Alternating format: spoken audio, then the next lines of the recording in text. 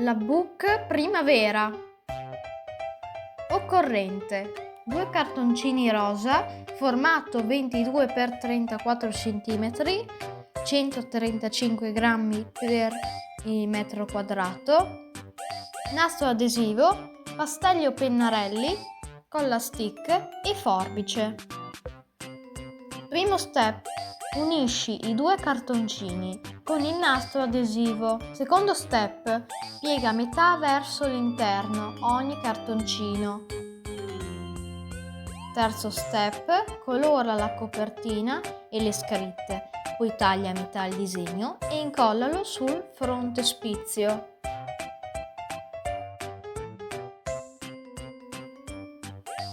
Quarto step: parte interna.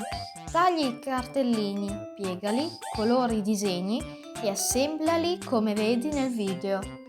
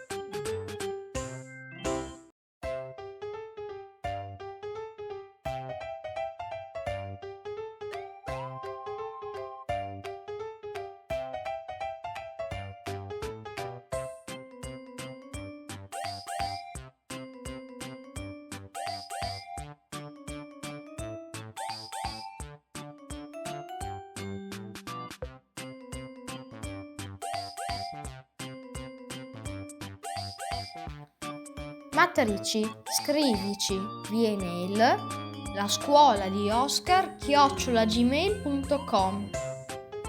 Grazie per aver visto questo video e per non dimenticarmi mettete un like, iscrivetevi al canale, attivate la campanella, commentate, condividete e seguici!